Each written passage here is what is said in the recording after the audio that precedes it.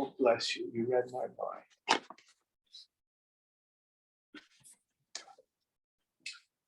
Does anyone know where we left off last week?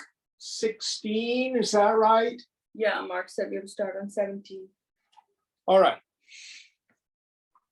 So again, we're making our way through the teaching of the three gunas. So will you help us out, please, Deepa? Sure.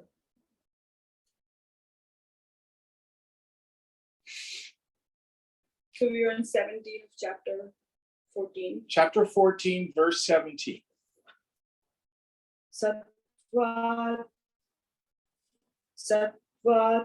samjayate jnanam rajaso lobha evacha pramada moho tamaso bhavato jnanam evacha. Knowledge arises from sattva, greed from rajas, heedlessness, delusion, and also ignorance arise from tamas.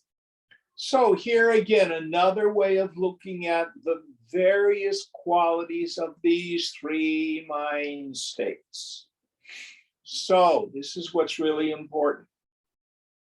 When the mind is purely sattvic, knowledge of the self, knowledge of Brahman is evident.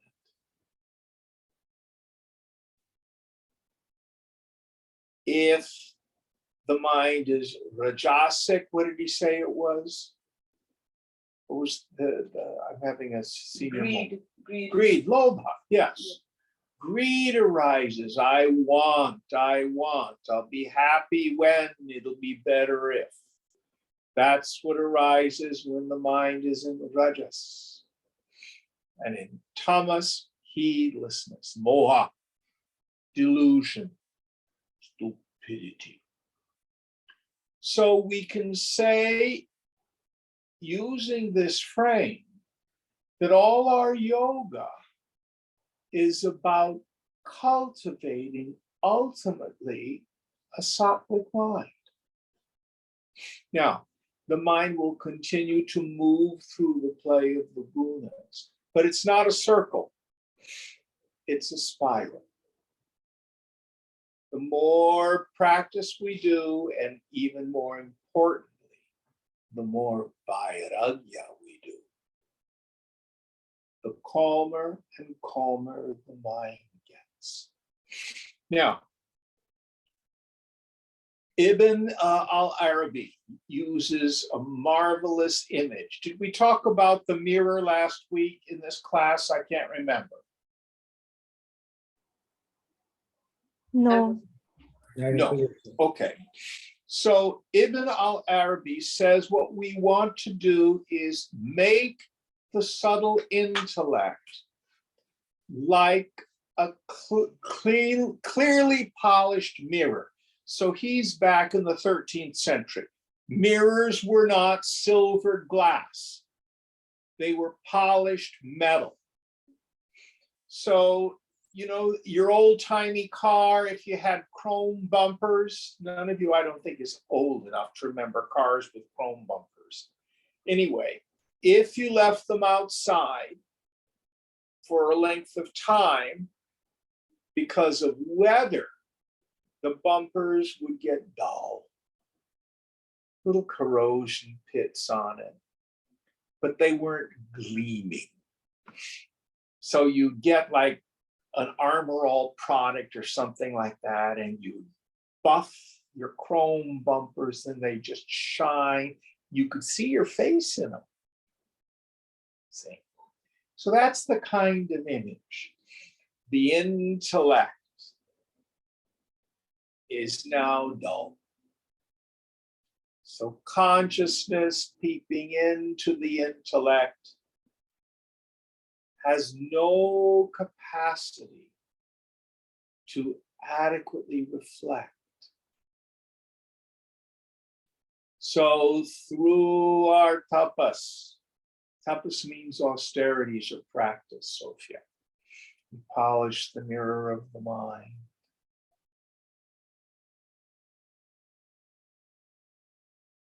And when the mind is clear,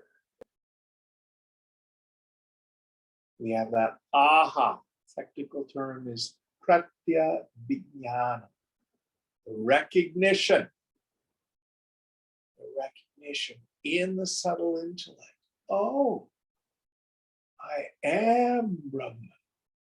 I am that space of pure awareness.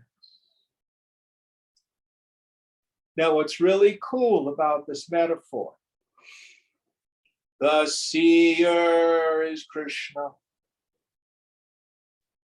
All the manifest universe is what we call saguna Brahman, Brahman with qualities. Chandogya Thunder, Sarvam Kalvidam Brahma. All this is verily Brahman.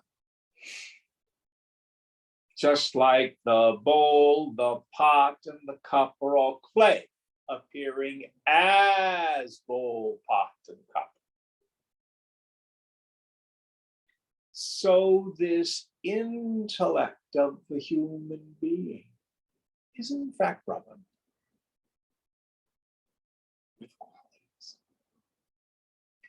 So when you polish it through abhyasa, through practice, you've got God seeing God.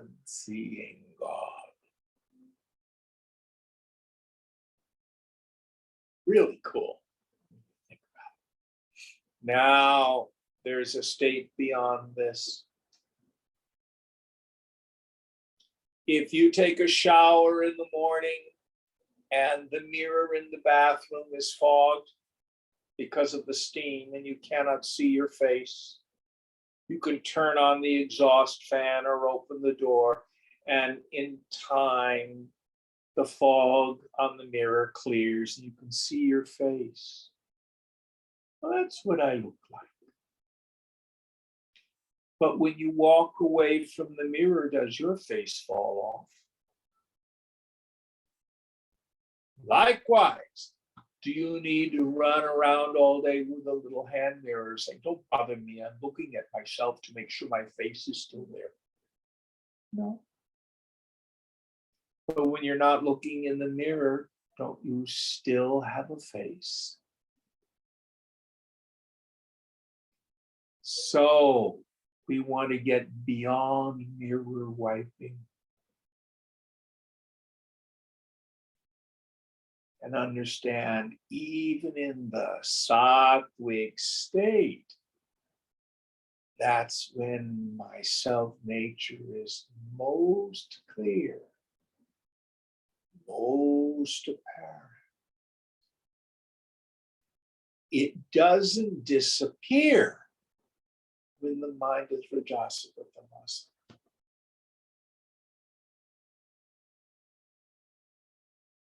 Anybody had a stressful week or a busy week where your mind was not thinking about particularly spiritual stuff at times? Yes, no? Yes, Did you disappear? no, Did you know your mind was stressful? yes. So still, I am, I know, I shine. You're still there. But Jim, how do I get out of this very stressed out mind? You get out of it by stepping back and taking on the viewpoint of Sakshi Baba. That's what we talked about in earlier parts of the chapter. What is Sakshi Baba? The attitude of the witness. So Krishna is saying, be you beyond the gunas. You watch them. It's a paradox. The way to heal the mind is to get out of the mind.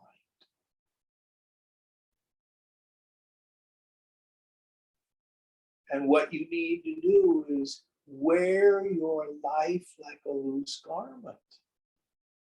What causes it to be so stressful is our attachments, our expectations, our identification, control issues, all that stuff. Is this making sense? Yeah. There's no shortcut. issue by issue, thought by thought. Let them go. Now, we have to be careful not to do phony renunciation. Oh, we'll have to go almost 55 years ago, almost 60 years ago. I was singing as a youngster in an Italian restaurant in San Diego. And I had terrible performance anxiety. My knees would shake. And I remember in this restaurant, all I did was sing a stupid little Italian art song. I came off the stage and I said, this is too painful. I'm going to give this up. That's phony renunciation. What I had to learn to do is keep singing and not let it upset me. Much harder.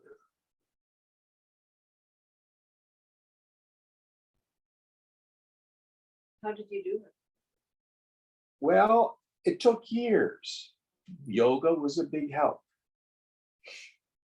I had a teacher who helped me with it. The main thing is keep your mind on the music.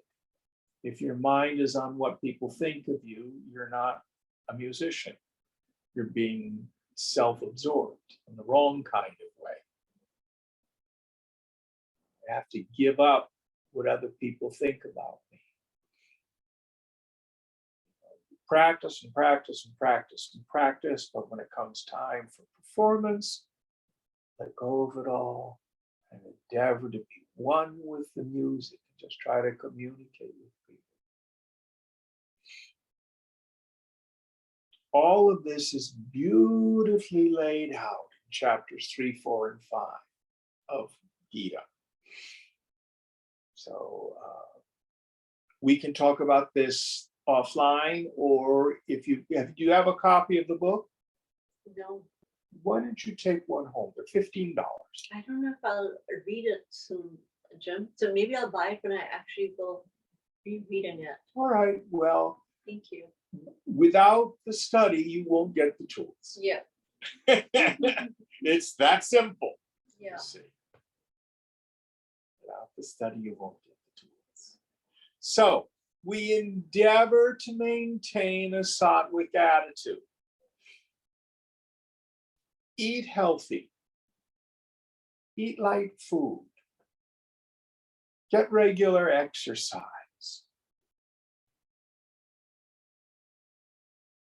If you want a formula for some things that'll help, go online and look up the yamas and niyamas of Raja Yoga. That's a really, really good place to start.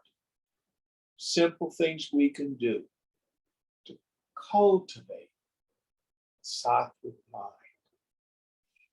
And then don't worry. I think the Buddha talked about don't get hit by the second arrow. So a klesha, an affliction, will hit us. That's one arrow. But then if you go, oh, why did I get so upset? I'm such a terrible yogi. I'm just terrible. That's the second arrow. Sometimes we can't do a whole lot about that first arrow, but we can endeavor to not have suffering about our suffering. Is that making sense? But the main practice is watch, watch, watch.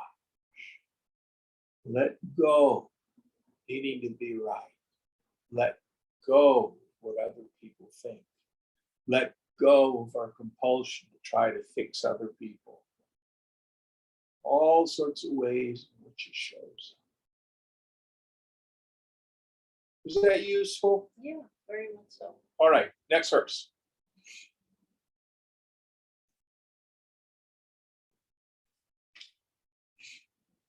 ऊर्ध्वं गच्छन्ति सत्त्वस्था मध्ये तिष्ठन्ति राजसा जघन्य कुण्वति gun, Jaganya gun pratistado gachanti tamasa. Those who are abiding in sattva go upwards. The rajasic dwell in the middle, and the tamasic, abiding in the function of the lowest guna, go downwards. Now you can look at it from kind of a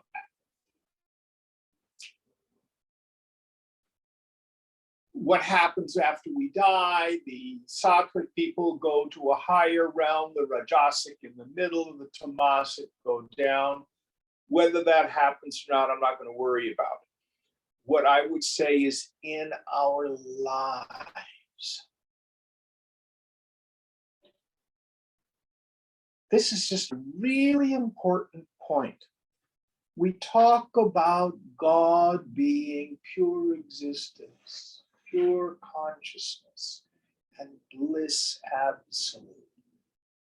We hear terms like God is truth, God is light, and most importantly, God is love, God is merciful, God's grace. Now, if God is all those things, why does one person seem to live a sacred, beautiful, blessed life, and another person have such a terrible time of it? Does God have favorites? No. The difference is in the consciousness. Here I mean the chaitanya, the mind state of this person as opposed to that person. So the human mind can act as either a conductor of spiritual force, Shakti, or an insulator. If the human mind is sattvic,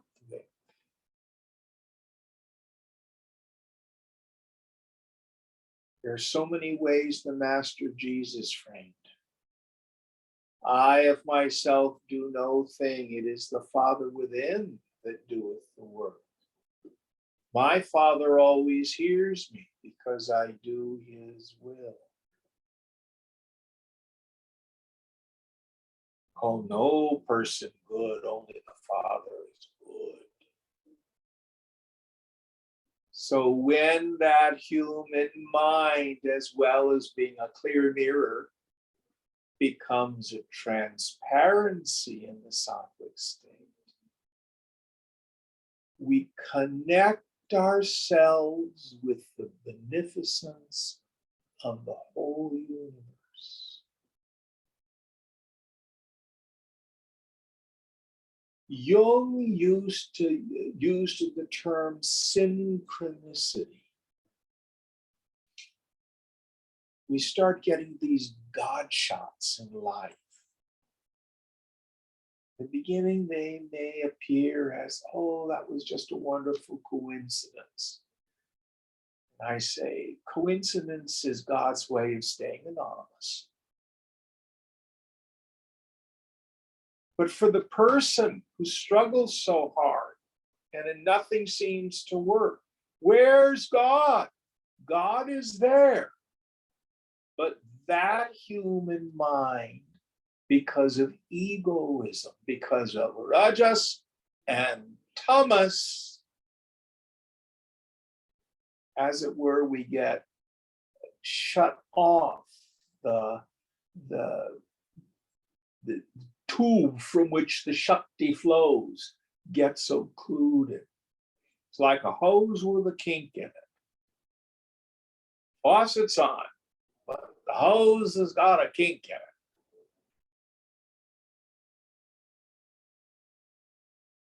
And if your hose is kinked bad enough, sin, sickness, and death.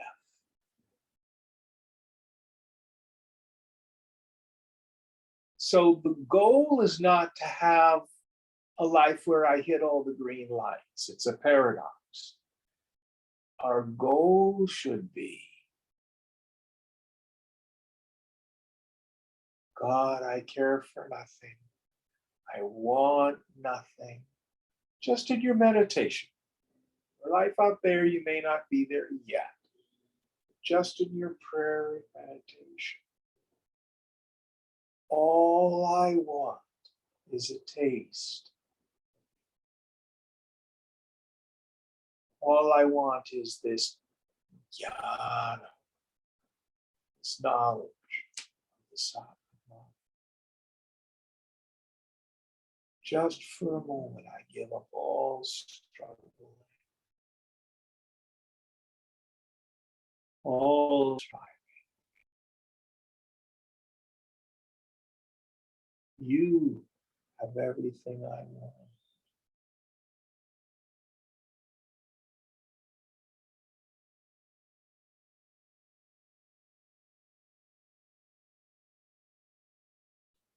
The way the Master Jesus phrased it, seek ye first the kingdom of heaven, and all the rest will be added unto you. Now, do bad things happen to good people? Yeah. But by and large, if we fall into the flow of life, first of all, a whole lot of stress starts to leave. And we seem to find blessings show up. So you have heard me say in the past, it's a beneficent universe that conspires for our well-being if we let it.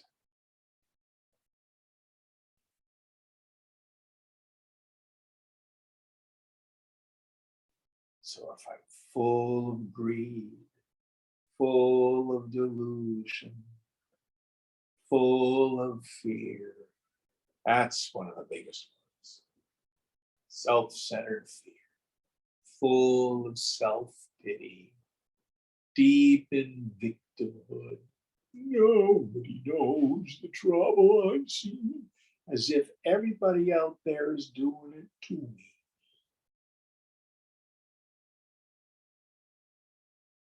And then we wonder why life seems to be such a struggle.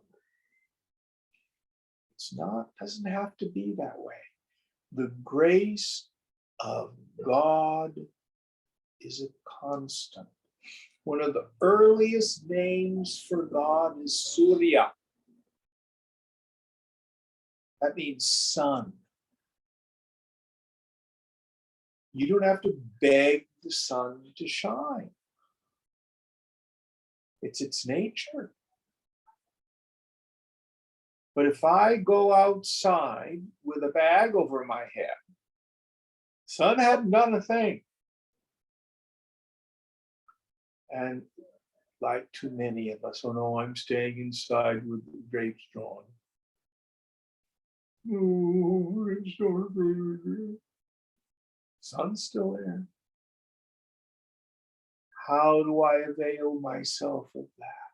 How do I get outside? Let go. Let go.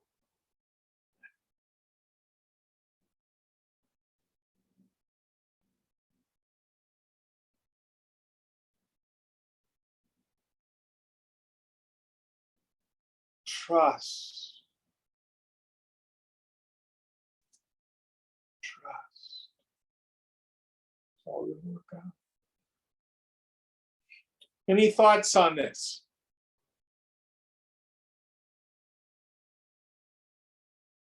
Next verse.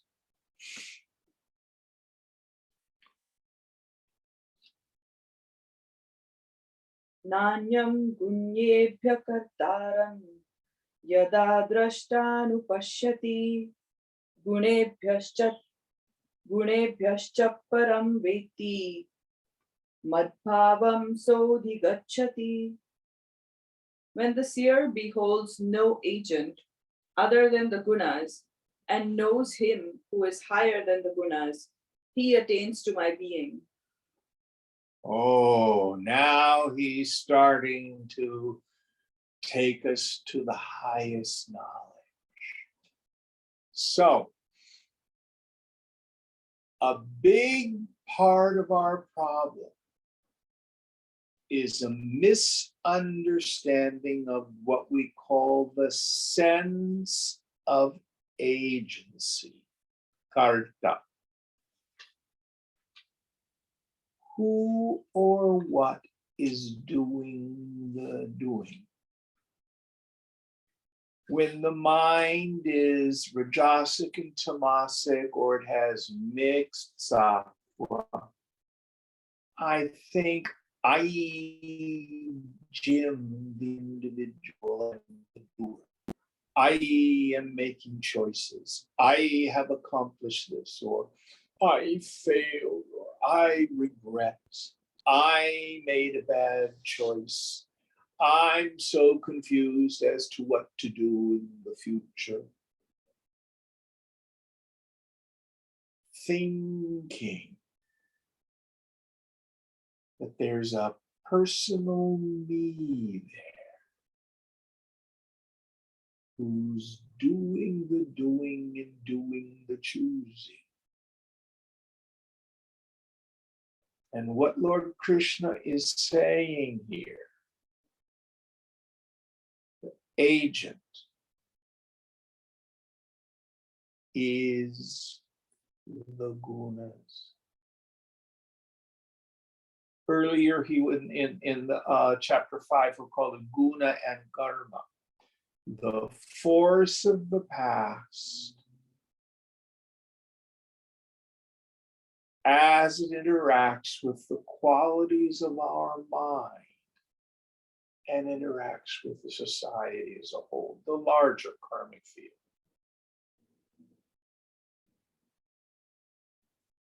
Oh, Jim, should I take this job or should I stay where I am? What Gita is saying is you're going to do what you're going to do. It's all going to work out. Don't worry about it. If you can trust your intuition, okay, God,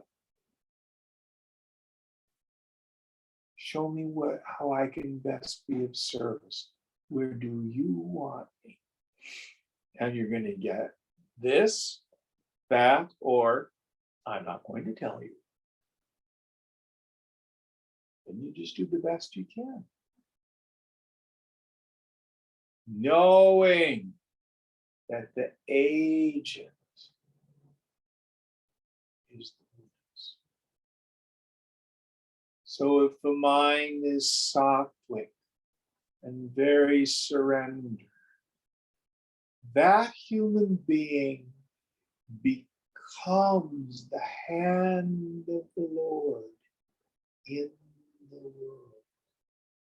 Their actions are perfumed by grace. On the other hand, the mind's qualities are predominantly rajasic. There's going to be struggle. There's going to be striving for success with its concomitant short-term happiness, followed by sorrow. And if the mind is predominantly tamasic, I don't know what to do, so I'm going to stay in bed.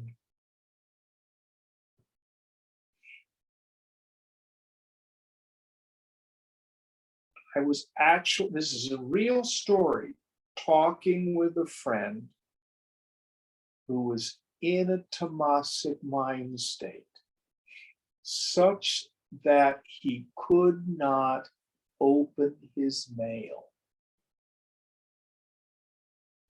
He did not know that there was going to be a stock buyout in one of his positions. And what he needed to do was acquiesce and say, yes, all he had to do was check a box, send the damn thing in. That this stock can be converted to that stock. He didn't do it. So the company couldn't give him the new stock. Instead, they sold the stock, sent him the money. And he had to pay, are you ready for this? $200,000 in capital gains tax. Because he didn't open a letter. It's insane. But then he made $1 million, Jim. He lost money. He Yeah. didn't get the new company. But the point I'm getting at is because he was tamasic, he lost a lot of money. How many people do you know who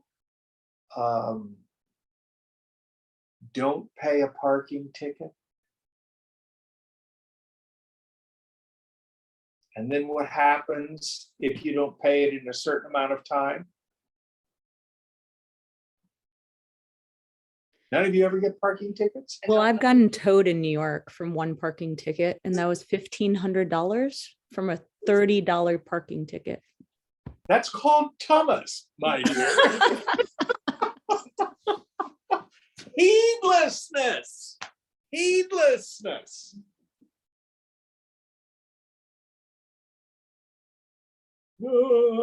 They shut my phone off. Why? Well, I didn't get around to paying the bill. We may not experience that, but I bet we have friends, young people especially, who are heedless. Who are heedless.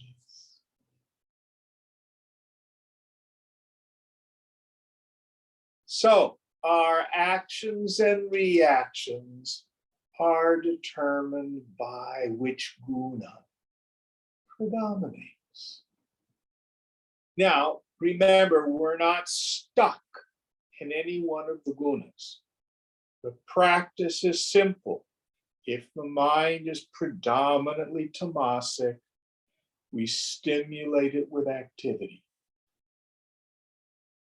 And then in the rajasic state, we do karma yoga, chapters 3, 4, and 5, into useful activity that reduces the pressure of our vasanas.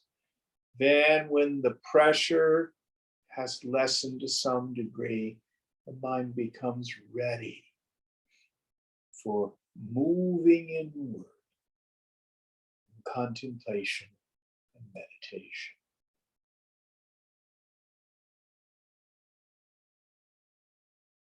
So the person who stands back and knows, I am not the doer, I'm ever the untouched witness. Guna, that is the agent.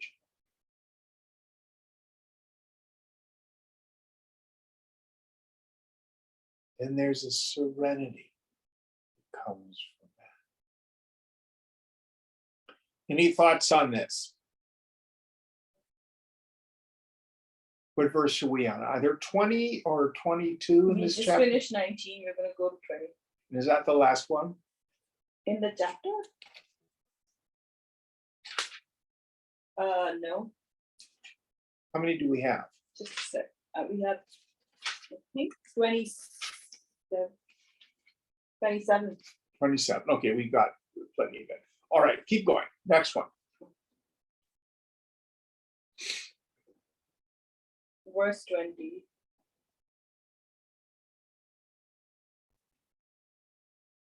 Gunanetitya trindehi deha samudbhavan Janma mrityu jara durkhe vimukto mritamashnute.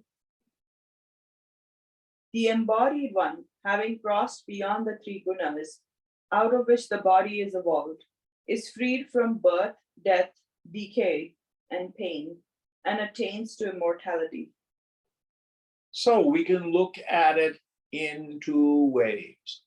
The person who has crossed beyond the gunas, meaning I've had that shift in identity. I no longer am identified with the personal sense of self, this jiva bhavana. When they leave the body, they are no longer born again.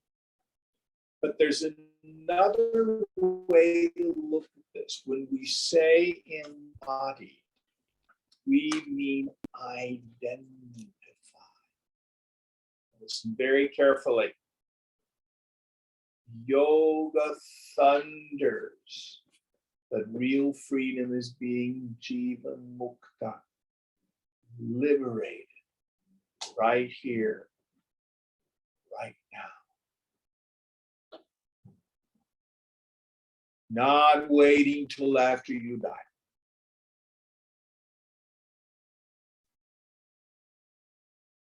So the person who has that shift in identity away from the personal sense of self, you don't become Brahman.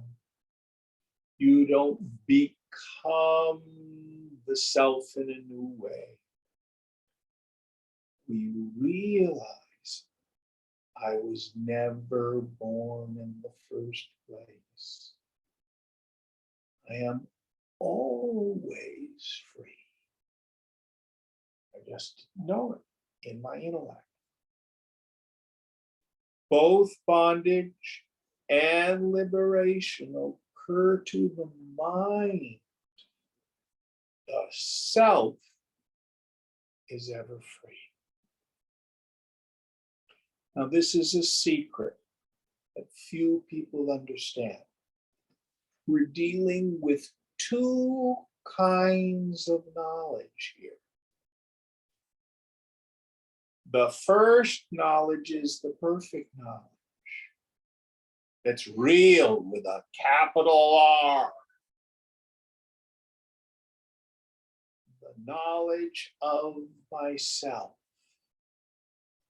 How do you know you are you?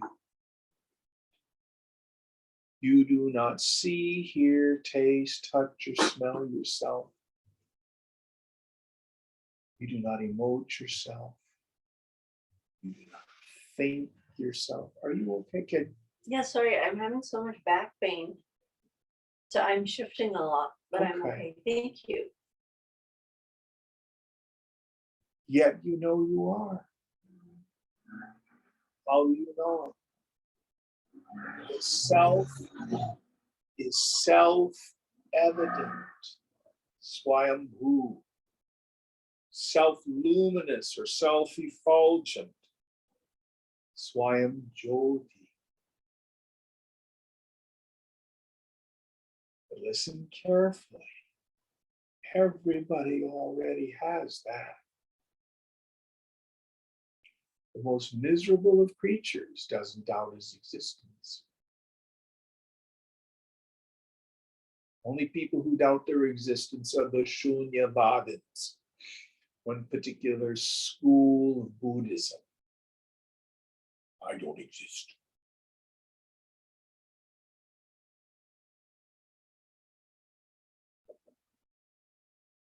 So what is liberation? Liberation is the firm conviction, technically in the Vijnana Maya Kosha, the subtle intellect, based on direct experience. Oh, I'm not a person. I am that part this from space of pure awareness. The mind reflects on an always present reality. But it is the mind that undergoes the transformation, not the self. Let me see if I can give you an example. If you rub your hands together, the instrument for hand rubbing is hands. Now we're going to do a second process called reflection. When you rubbed your hands together, was it motion or stasis? It was motion. Did it make your hands warmer or cooler? It made them warmer. You performed that reflection with your mind. But if you sit on your hands and I say with your mind, rub your hands together, no, can't do that. Now, the example breaks down because you can start and stop hand rubbing, and that too is an object of awareness. You can't start and stop eyeing. It's a constant. It's nityam. It's eternal.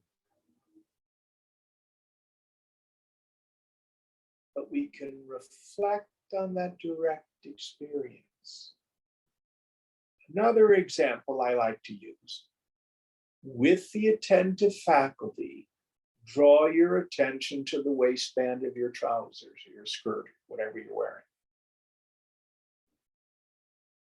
Is it too tight, too loose, or just about right? Now, you've been having that experience since you put your pants on this morning. You just weren't paying attention to it till I invited you to take the mind's eye and focus on it. So this is what we do. In a sattvic mind made very still. In the space between your thoughts, with the attentive faculty completely introverted, see if you can notice, who am I?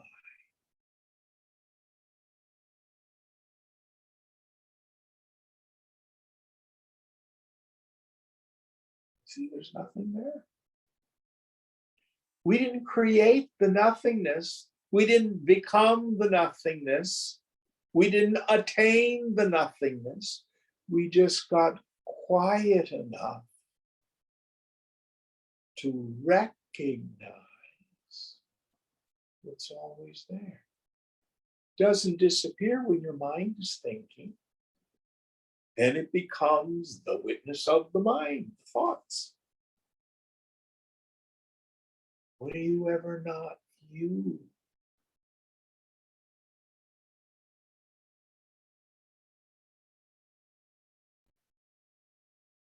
If you get that aha, oh, this is the Prativinya.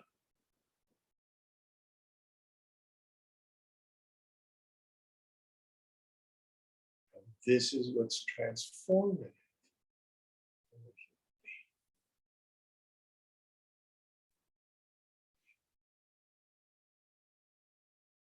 Now, you follow me through this, and you go, I don't know what you're talking about, Jim. I'm miserable today. No problem. Keep doing abhyasa, practice. The mind is still covered with tamasa rajas.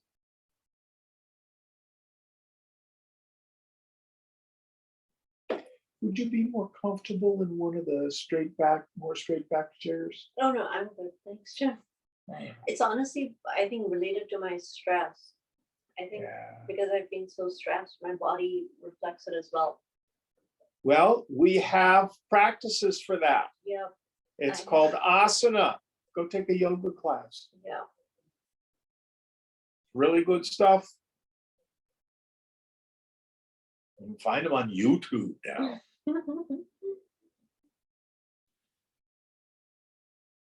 All right, one more.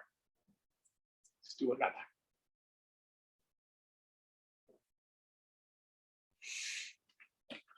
This is 21.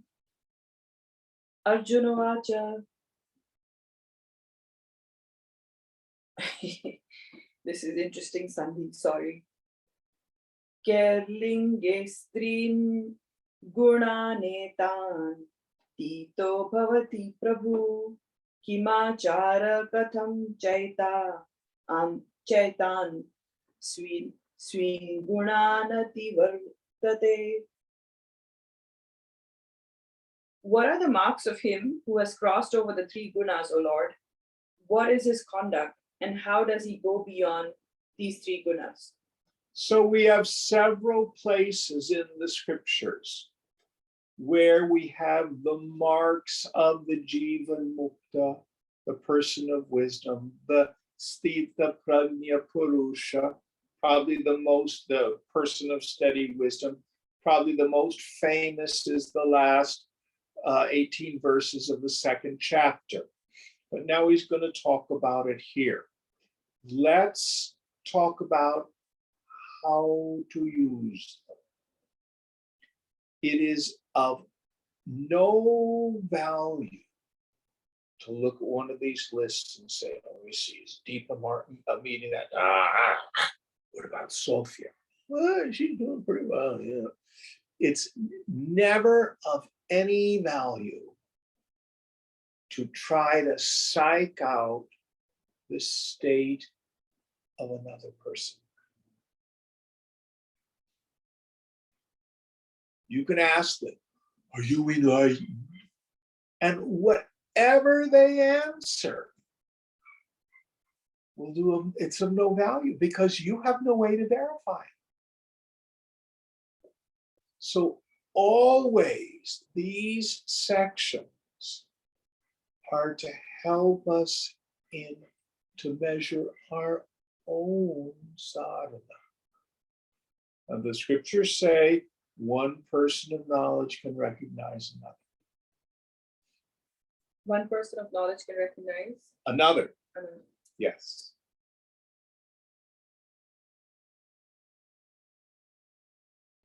How do I know whether my guru is enlightened or not? You don't. So we have to step forward with some faith.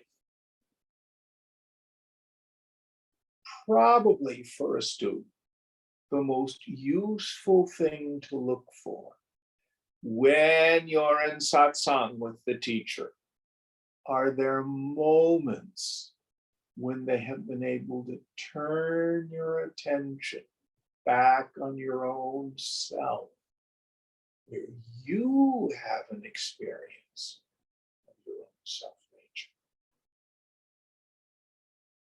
That's the mark of a good teacher. All right, going on, let's see what Krishna says.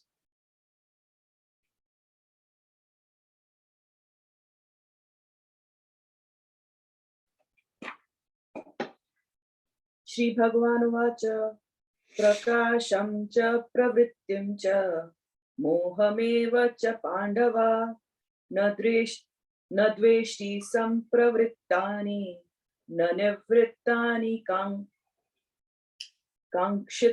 kankshati. Light, the Blessed Lord said, light, activity, and delusion. When present, O Pandava, he hates not, nor longs for them when absent.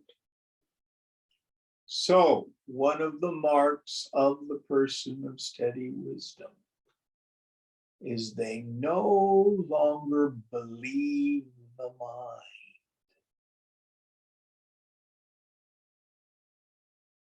I like to say they are out of control.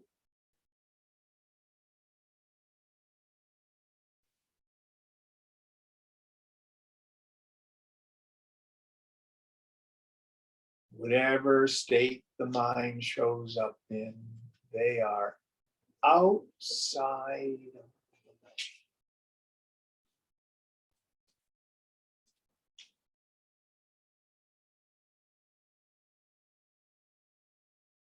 Not concerned with it.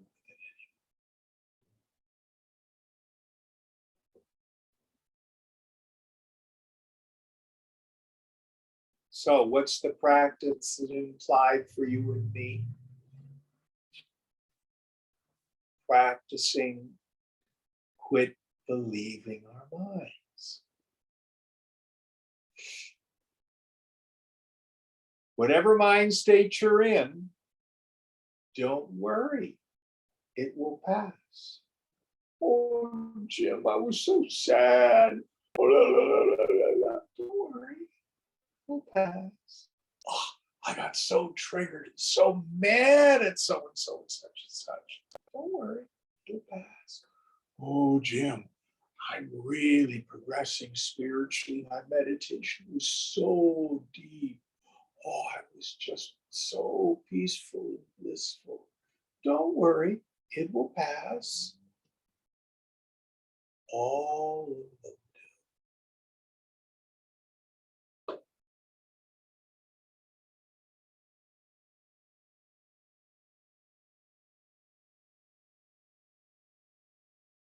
So, again, in second chapter, he makes this, there's a shloka there that seems to be intention. O Arjuna, be you ever beyond the gunas, vigunaihi, and ever remain in the sattvic state. Now, wait a minute, you just told me to be beyond the gunas, and then you tell me to be in the sattvic state. That's contradictory. The way we resolve it is this: stay in the viewpoint of the witness. Now, if you would like happiness to predominate in your life, give up tamas and rajas. Cultivate sattva. The foolish person is unhappy because he thinks I don't have what I want. The wise woman is at peace because she lets go of her attachments.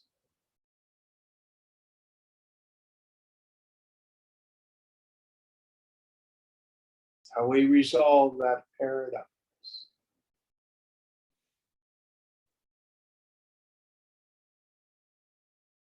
Next verse.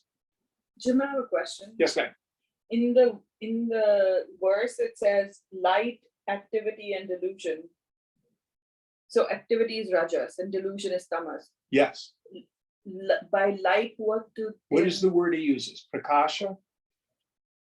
Prakasham, yeah. Yeah, prakasha. This is another name for the self because it is that which illumines everything purely. But So, even that is to be let go. We should well, let go you of that. can't let go of prakasha because it's your nature. But the prakasha without the vimarsha, this is the paradigm we get in Yoga Sutra. There's the pure light of awareness, prakasha. Then there's vimarsha, deliberation. If you get rid of the vimarsha, what's left is the pure prakasha. You see the world as it is. The names and forms are illumined without the superimposition of all my stupid narratives.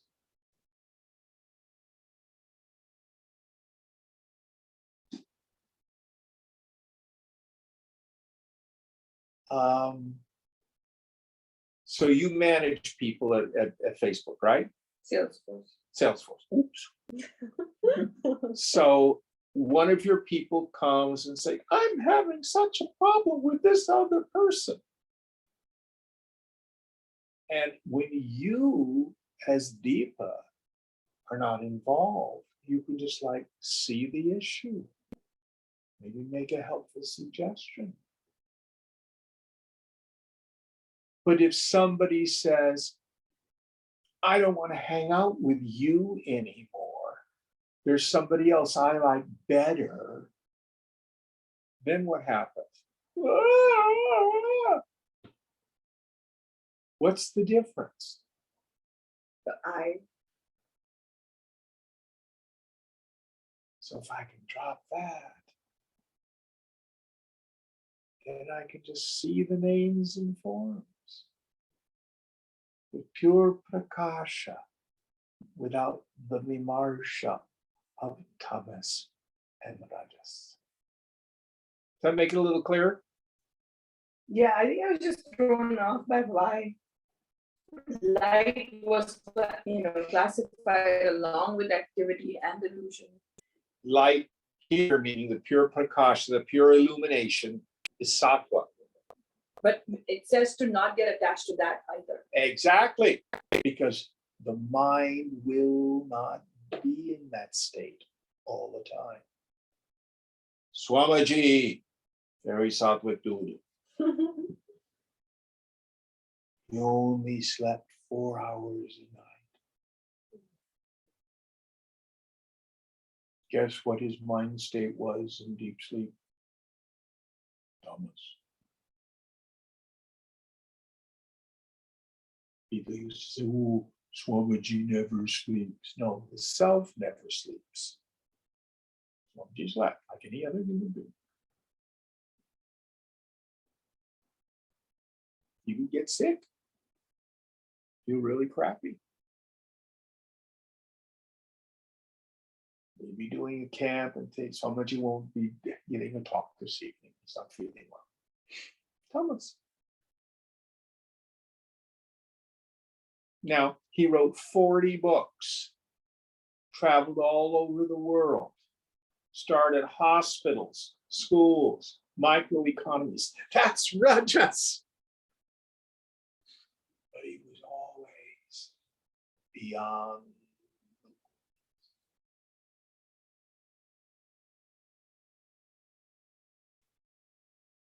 It's a paradox. Am I making sense? Yeah. Be you beyond the gunas, cultivate sattva. Sometimes rajas is demanded of us. When you get up and go to work in the morning, rajas is demanded. But if you stay in the viewpoint of the witness, the rajas doesn't touch you. No, great question. Great question.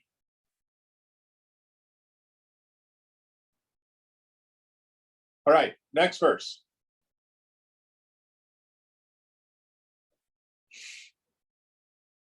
Udasina vadasino guneryo na vichalyate guna vartanta ityeva yovatishtati nengate.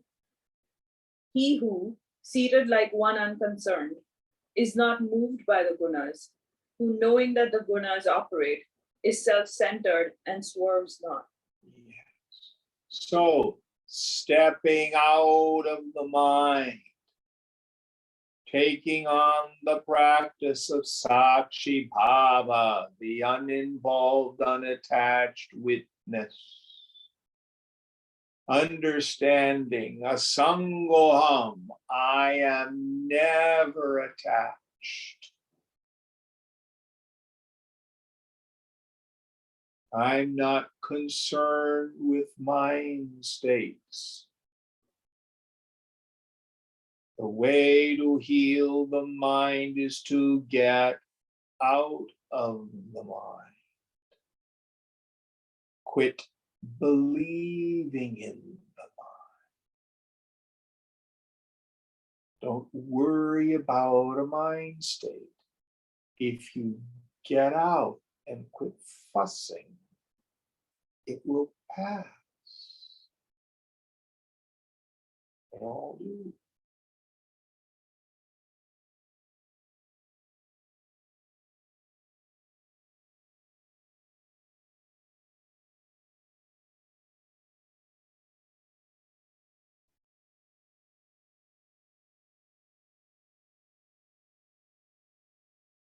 Any more thoughts on this? Now he's kind of shifted to the point of the whole chapter here, which is be you beyond the gunas. Practice this witnessing. Get out of the mind.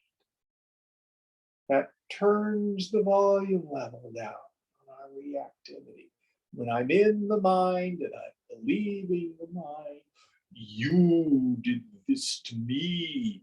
You have caused me to have hurt feelings. All sorts of useful slogans. Nobody has the power to make me feel anything. If I'm disturbed, no matter the cause, I'm the one with the attachment, the expectation, the identification.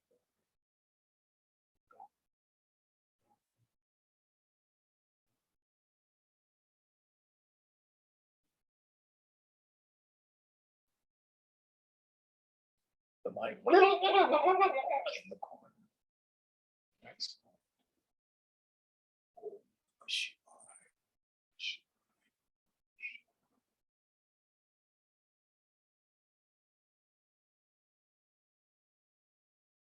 Next one.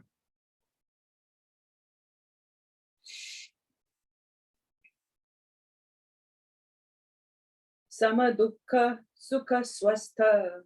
Samaloštashmakash kashvana. Tulya priya priyo dhari. Rastulyani. Wow, this is sorry, I'll start again. Tulya priya priyo dhira. Astulya nindatma samstuti. Alike in pleasure and pain, who dwells in the self, to whom a clod of earth, a precious stone, and gold are alike, to whom the dear and the not dear are the same, firm, the same in censure and self-praise. This is one of the most famous verses. So, keeping this samadrishta, this equality of vision, and heat and cold, the various vicissitudes of the body. Here you'll say dukkha, and does he say sukha as the opposite? Sama dukkha sukha. Yeah. Sama dukkha sukha. In suffering, which is non-conducive environments. Sukha, happiness, conducive environments. Just watch them. Keeping the mind deeply absorbed in the self.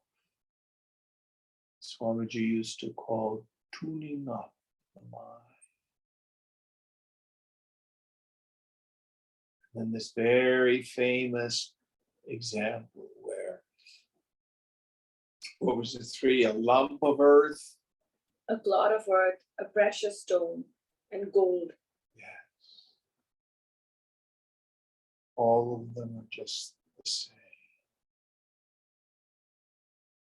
It's done. Oh, I'm disappointed. It's just a dirt clod. Or, ooh, diamond. Ooh. It's all just trinkets and baubles. That's the world. Everything in the world is just trinkets and baubles. Pretty. But you seek the pearl of great price, again, to use the language of the Master Jesus. Be satisfied in the self, by the self. That's the woman of steady wisdom.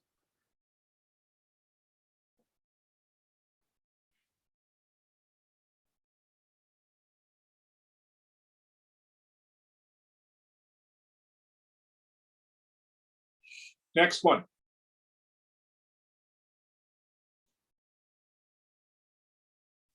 We're almost at the end. Is this 26? 25. 25. Manapamana yostulya astulyo mitrari pakshayo sarvarambha parityagi gunatita sa uchyate. The same honor and dishonor, the same to friend and foe, abandoning all undertakings. He is said to have crossed beyond the gunas. So again, riffing on the same idea of the equality of vision.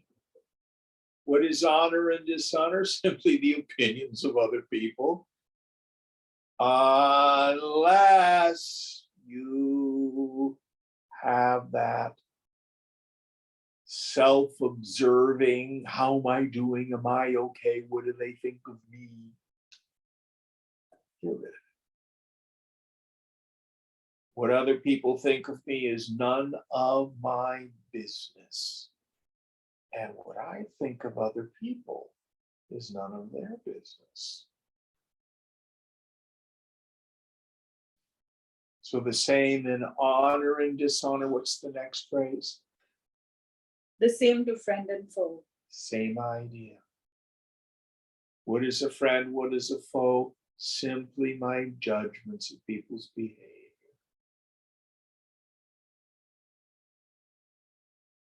The next one, the last one. Abandoning all undertakings. Does that mean I just sit here limp? No. You will act according to the force of your past, according to your dharma, your duties. But when he says abandon undertakings here, he means ego-prompted undertakings. I'll be happy when I've got to have this and such and so and so. Oh, my friends are driving Mercedes and BMWs, and I've got a Toyota. It'll be better if I get an Audi. It's very different than saying the car's broken down, it's got 250,000 miles, I need a new car. It's okay. You see the difference. Oh, I'm just a mainline manager. So-and-so's a second level manager. It'd be better if I do that. They'll work hard, strive for excellence, and enjoy the promotion. But what you're going to find if you get the promotion, a little more money, more responsibility. It's different. It's not going to solve all your problems.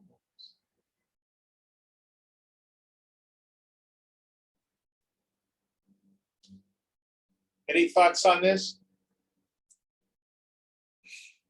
Next verse. Mamacho Mamachavyo. Now I'm actually reading the English transliteration because the Sandhi, for some reason, in this chapter is a little different. Anyway, Mamachavyo Vicharen Bhakti Yogena Sevate Sagunan Samatitaitan Brahma Bhutaya Kalpate. And he, serving me with unswerving devotion and crossing beyond the gunas, is fit to become Brahman. So again, the language here of becoming Brahman is because the scriptures are great at sales. A good salesperson always puts the customer in touch with the benefits of the product. They always say, you're going to become Brahman, you will da-da-da-da. Actually, you realize you've always been Brahman. So what are we supposed to do? Knowing the gunas are that which create our various activities. Give them all to God.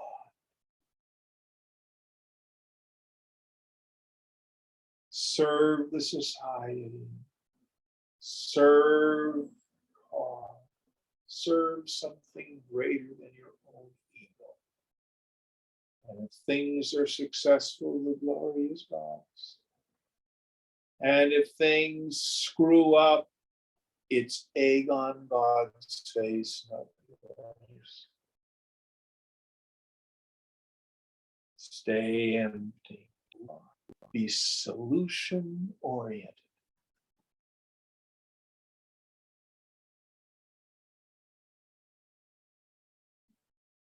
Huge, huge lesson in life.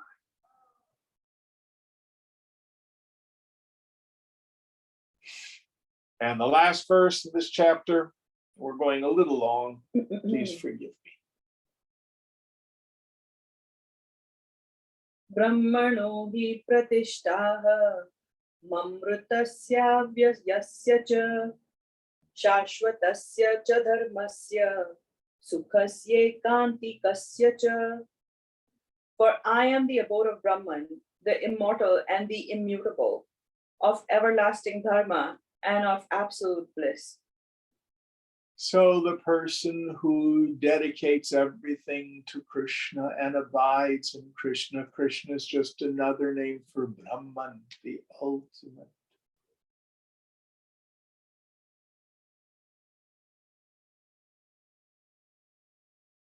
Back in the second chapter, Arjuna said in verse 54, what are the marks of a man of steady wisdom? First thing Krishna says, when a person casts off all the desires of the mind, O Parth, and is satisfied in the self, by the self, then he's said to be a man of steady wisdom, a person of steady wisdom. Here's the essence of yoga. Here, reiterate the last verse of this chapter. Same idea. Is that the last one? Yeah. There's a little Upanishad, right? Yeah.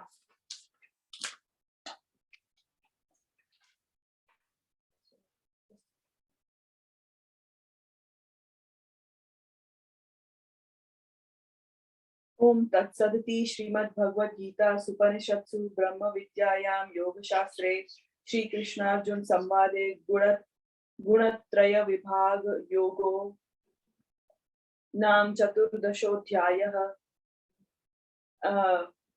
Thus in the Upanishads of the glorious Bhagwad Gita, in the science of the eternal, in the scripture of yoga, in the dialogue between Shri Krishna and Arjuna, the 14th discourse ends entitled The Yoga of Gunas. Literally yoga, free gunas. The English here doesn't say that, but the Sanskrit did. Yeah, Gunatraya, yeah. All right. Om Purnamada Purnamidam Purnat Purnamudachyate Purnasya Purnamadaya Purnameva Vishishyate. Om Shanti Shanti Shanti. Hari Om. Sri Guru Pyo Namaha. Hari Om. Oh, that's it. Thank you all. So next week we start 15th chapter, Purushottama Yoga. And in it we meet the Ashwatha tree, the banyan tree, with its roots above and its branches below. Very mystical. Thank you, Jim. All right. Good night, folks. Thank you. Namaste.